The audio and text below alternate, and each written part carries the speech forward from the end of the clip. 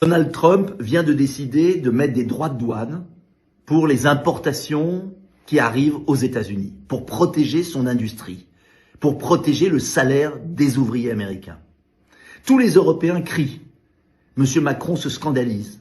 Mais pourquoi n'avons-nous pas fait cela avant, en France et en Europe? Car s'il n'y a plus d'industrie en France, car si notre agriculture est ruinée, c'est bien parce que Mme von der Leyen et l'Union européenne ont signé des accords de libre-échange déloyaux. Alors, il est temps de remettre des droits de douane aux frontières, sans excès bien sûr, et parfois M. Trump est excessif, mais de manière raisonnée pour inciter les producteurs à produire sur les lieux de consommation. Cela sera bon pour le pouvoir d'achat, cela sera bon pour réduire le chômage, pour l'emploi des jeunes, cela sera bon aussi pour la planète en évitant des cargos qui sillonnent les mers. C'est une œuvre salutaire. Trump l'a surnommé le jour de la libération et ce n'est pas une blague, c'est le début de la fin pour le nouvel ordre mondial. Pendant que l'Europe s'effondre sous le poids de la dette, pendant que la France s'étrangle avec l'inflation, pendant que vos salaires fondent et que vos factures explosent, les États-Unis viennent de frapper un coup que personne n'avait vu venir. Trump vient d'instaurer des tarifs douaniers réciproques massivement. Et le monde entier tremble. Mais concrètement, qu'est-ce que ça change pour vous? Trump vient de dire « assez, c'est assez ». Fini les multinationales qui délocalisent pour vous revendre plus cher leurs produits made in Bangladesh. Fini les pays qui inondent le marché américain tout en protégeant le leur. Fini la mondialisation à sens unique. Les États-Unis vont taxer les produits étrangers au même niveau que ces pays taxent les produits américains. Et là, c'est tout le système mondial qui s'effondre. La Chine hurle, l'Union européenne panique, le FMI, la Banque mondiale, Davos sont en état d'alerte. Pourquoi? Parce que ce modèle économique était leur arme. Détruire les souverainetés nationales, imposer la dépendance contrôlée par la dette. Et Trump vient de briser ce jouet. Et ce n'est pas fini, parce que derrière cette décision économique, il y a une vision géopolitique très claire. Trump veut un pays libre, indépendant, souverain, sans aucune laisse autour du cou. Et maintenant, il annonce la suite, la suppression de l'impôt sur le revenu. Oui, vous avez bien entendu, fini de taxer vos salaires, vos heures sup, vos efforts. Trump veut revenir à l'idéal des pères fondateurs des États-Unis d'Amérique. Un État financé par les échanges commerciaux, pas par le pillage fiscal du peuple. Les géants de la mondialisation paieront à votre place. Les conglomérats offshore, les GAFAM délocalisés, les importateurs d'Asie ou d'Europe. C'est eux qui vont finir par casquer. Et pendant que vous respirez enfin, eux, ils vont finir par s'étouffer. Mais pour réussir cette révolution, Trump sait qu'il doit frapper encore plus haut, alors il vise la Fed, la Réserve fédérale. Oui, je vous en ai déjà parlé. Cette entité privée contrôlée par des banques jamais élues qui fabriquent la dette, la monnaie et la misère depuis plus d'un siècle. Eh bien, Trump vient de la défier. Il veut une monnaie nationale, publique, contrôlée par l'État, pas par des dynasties financières. Vous comprenez maintenant pourquoi les médias, les lobbies, l'Union européenne et les valets de l'OTAN le détestent. Ce n'est pas Trump qui est une menace pour la démocratie, c'est Trump qui est une menace pour leur dictature. Le jour de la libération a commencé. La vraie question maintenant, c'est qui va suivre? La France va-t-elle continuer à obéir à Bruxelles et à enrichir BlackRock, à soumettre le pays à une dette fictive, ou osera-t-elle reprendre son destin en main? Allez-vous continuer à subir ou exiger une vraie souveraineté économique et politique? Commentez si vous pensez que la France devrait faire comme Trump. Partagez cette vidéo si vous en avez marre de payer pendant que les autres encaissent et surtout, ouvrez les yeux. Le monde d'avant est en train de tomber. Alors, avant de répéter ce que les médias vous crieront dans l'oreille pour essayer de défendre leurs intérêts, ce que les politiciens ou autres vous raconteront sans même comprendre le fond du problème, venez plutôt sur Babel TV écouter certaines vérités. Mais surtout, n'oubliez pas, on n'est clairement pas au bout de nos surprises. Plusieurs se demandent, vous savez, c'est la question de Lénine, mais traduite dans les circons, que faire? Alors, imaginons que vous soyez le président Gave pendant un instant. Vous êtes aux affaires et vous avez un programme possible et réalisable en 6 mois pour répondre aux tarifs de Trump. Que feriez-vous? J'envoie une lettre commandée à la Commission européenne, ce qui est la procédure requise par les traités, pour dire je sors de l'Europe, je sors de l'euro, je reprends le contrôle de la monnaie, il y a 1400 hautes autorités, grands conseils en France, qui dépensent à peu près 130 milliards d'euros. C'est de la corruption, puis c'est simple. Je les supprime tous. Je dis plus à un grand conseil, plus une autorité. Je fais 130 milliards et je baisse les impôts des Français de 130 milliards. Et je leur dis au boulot, les gars, et je dis à tous les Français, ce serait bien si vous reveniez de l'étranger. Et puis je vais baisser tous les impôts. Au fur et à mesure que je coupe les coûts qui servent à rien, je baisse les impôts. Et vous verrez comme ça redémarrera. Là, régler le problème de la France est enfantin. Enfantin? Enfantin. Ça, vous le faites en 5 minutes si vous avez le courage politique. Il n'y a aucun problème. Et si on partage le même diagnostic que vous? Il n'y en a pas d'autre. C'est le diagnostic de Milley, c'est le diagnostic de Trump. À partir du moment où il y a des gens qui foutent rien et qui prennent le contrôle d'une partie importante des dépenses de l'État, il faut le mieux, c'est l'État, il faut le ramener dans ses fonctions étatiques. On a une double mission en France, c'est renforcer l'État dans ses missions stratégiques et deuxièmement, le faire disparaître partout où il n'a pas lieu d'être.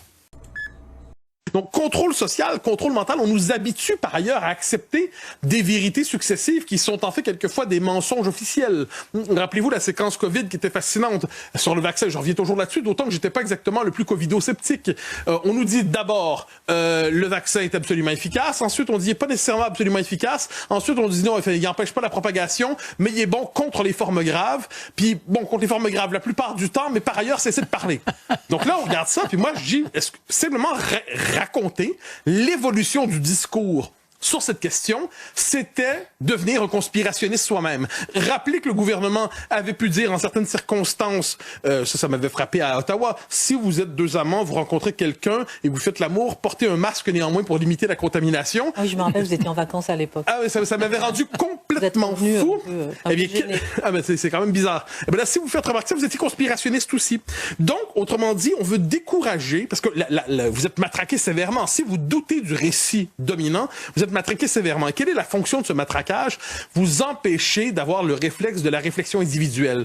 Quand une question se pose, qu'on parle de Trump, qu'on parle de Zelensky, qu'on parle du COVID, qu'on parle de Greta Thunberg, qu'on parle de tout ça, l'essentiel, c'est que vous devez fixer votre opinion, non pas en fonction de votre réflexion personnelle, mais vous regardez quelle est la ligne médiatique dominante et vous l'adoptez. Et même si vous remarquez des contradictions dans le discours officiel, vous êtes invité à vous taire. Ça, c'est très 1984. Aux quatre coins de l'Allemagne, les parkings sont pleins et voici comment terminent des milliers de voitures diesel. Pour ce dépanneur, les journées se suivent et se ressemblent. Ce matin-là, il a été appelé par une concession qui veut se débarrasser de 3 véhicules. Je récupère des voitures tous les jours, du lundi au vendredi. On a trop de travail, on n'arrive pas à tout prendre. Dans cette case de Hambourg, ce sont parfois 20 voitures qui arrivent en une seule journée. Que des diesels ou presque, la grande majorité en très bon état. Si le moteur était cassé ou la carrosserie abîmée, je comprendrais. Mais cette voiture n'a rien à faire dans une casse auto. Les mots me manquent. Lui est venu se débarrasser de sa Golf, modèle 2006. Il est trop tôt pour la mettre à la casse. Oui, c'est vrai, je crois que je pourrais rouler 4 ans avec. C'est une bonne voiture, elle ne m'a jamais planté, mais je dois me décider maintenant. Parce que sur le marché de l'occasion, elle ne part pas à cause de toute cette polémique. Entre la triche sur les émissions, les menaces d'interdiction de circuler, le diesel n'a plus bonne presse et les automobilistes se sentent floués. J'ai acheté une voiture que l'État a immatriculée. J'ai payé du carburant, des impôts, toutes les taxes. Donc c'est pas possible qu'aujourd'hui l'État ou un tribunal nous dise à nous, les conducteurs de diesel, qu'on ne peut pas rouler dans certaines zones. Regardez ces images qui font la fierté de Moscou ce matin. Le tir réussi d'un missile balistique Sarmat, capable de raser, nous dit-on, un territoire grand comme la France. Est-ce une simple provocation ou un avertissement à prendre très au sérieux? Avant de nous entendre, écoutons Vladimir Poutine.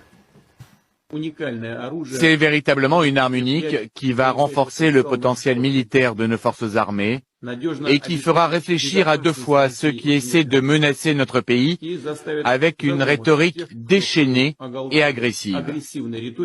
Satan 2 ou Sarmat selon son nom officiel, c'est tout simplement le plus gros missile jamais conçu, plus de 200 tonnes avec une vitesse de pointe qui peut atteindre les 7 km par seconde. Pour vous donner un ordre d'idée, s'il est tiré depuis Moscou, il peut atteindre Paris en seulement 6 minutes. Selon le Kremlin, ce missile en fait pourrait atteindre tous les points de la Terre puisqu'il n'y aurait pas de limite en matière de portée. Selon le Kremlin, sa portée serait plutôt comprise entre 11 000 et 18 000 kilomètres. We should have empathy for the thousands of people that are dying every day in trenches, for no movement in the lines. So the borders remain the same. For the past 2 years, thousands of people have died every week for nothing. For what? And I take great offense at those who put the appearance of goodness over the reality of it.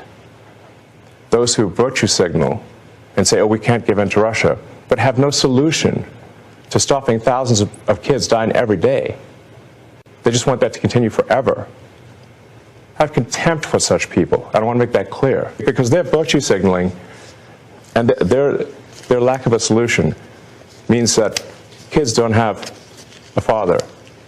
It means that parents lost a son. For what? Nothing. At some point, when things settle down, I'm going to meet with China, and I'm going to meet with Russia in particular, those two, and I'm going to say there's no reason for us to be spending almost $1 trillion on military. There's no reason for you to be spending $400 billion. China's going to be at $400 billion. We're at $1 trillion. We're going to be at close to $1 trillion. And I'm going to say we can settle this on, we can spend this on other things. We don't have to spend this on military because, and I'm going to be meeting with China. You know, we were trying to de-escalate nuclear, and I was in a position where Russia had agreed and China had agreed we were going to start, and then we had a rigged election, so that never took place. But this one was too big to rig. We won by so much that it was too big to rig.